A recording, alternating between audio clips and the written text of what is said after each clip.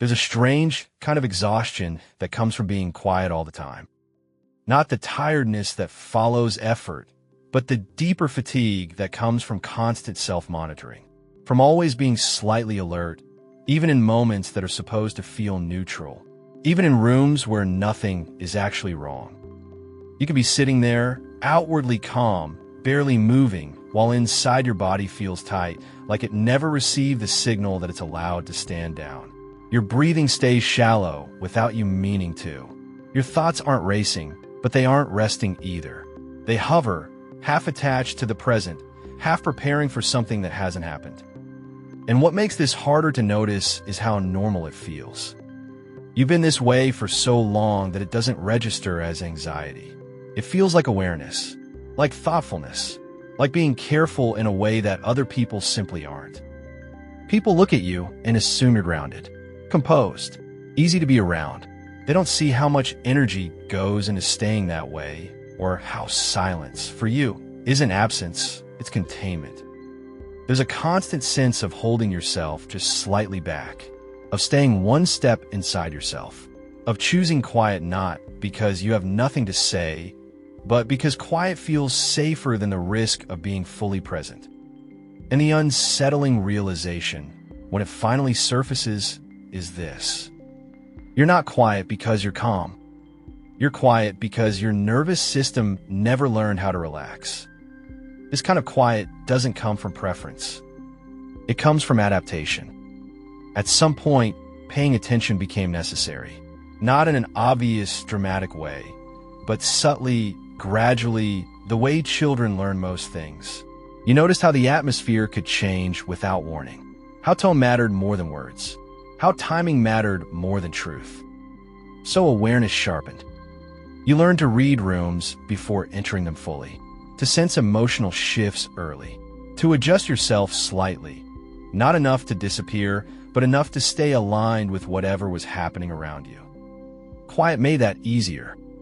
Silence gave you time to observe, to orient, to stay one step ahead of potential friction. It wasn't about fear.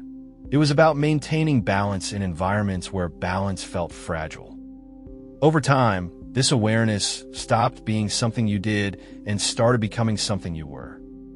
The nervous system learned to stay lightly activated, not panicked, not overwhelmed, just alert enough to respond quickly, just tense enough to stay ready. This is how anxiety forms without ever announcing itself as anxiety. It doesn't arrive as panic.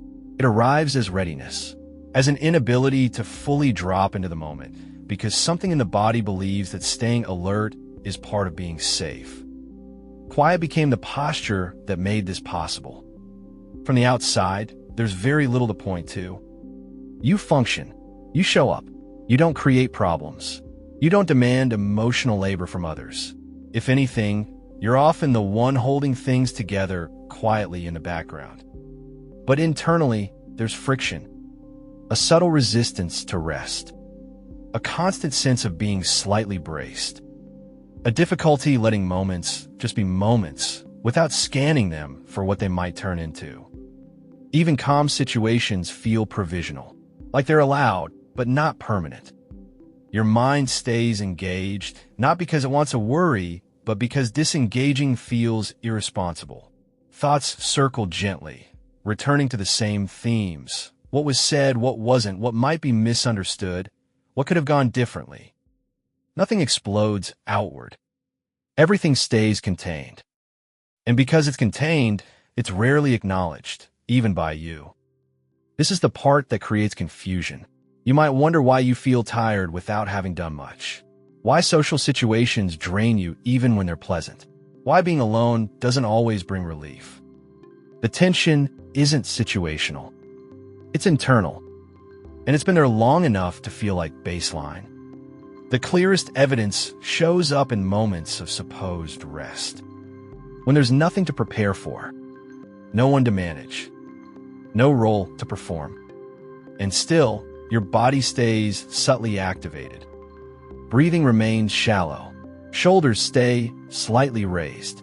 Attention drifts outward, checking the environment, even when the environment is quiet. It's not fear, it's habit. This is what happens when the nervous system never learned how to complete a stress cycle, when vigilance became chronic rather than temporary. Your system learned that staying ready mattered more than releasing tension, that anticipation prevented disruption, that calm was something to be maintained through awareness, not something that simply arrived.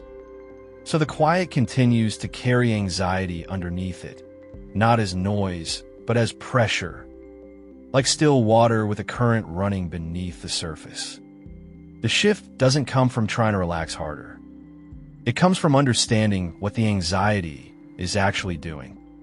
This state of alertness isn't a malfunction. It's a skill that outlived the context it was designed for. Your system learned how to stay oriented in complexity, how to read emotional landscapes, how to avoid sudden destabilization. Those skills don't disappear just because life becomes safer. Once this is seen, the relationship to anxiety changes. It's no longer something to get rid of. It's something to renegotiate. Instead of forcing calm, there's room to introduce safety gradually. Instead of suppressing awareness, there's space to let awareness soften. Quiet no longer needs to be defended. The body begins to learn, slowly, that not every moment requires monitoring, that presence doesn't automatically lead to exposure, that rest doesn't equal vulnerability, and that learning happens through experience, not instruction. Over time, the quiet shifts texture. It becomes less about holding yourself in and more about being where you are, less about containment and more about space. The vigilance doesn't vanish, but it loosens its grip. Moments begin to pass without commentary. Breaths deepen without effort. Stillness starts to feel neutral instead of uneasy. Nothing about your personality changes. You don't become louder. You don't lose your sensitivity. You don't stop noticing things. What changes is the cost. Quiet no longer requires tension to sustain it. Awareness no longer has to mean readiness. The body begins to trust that it can be present without needing to manage what comes next. And in that shift, anxiety finally has somewhere to land. Not because it was defeated, but because it's no longer needed to keep you safe.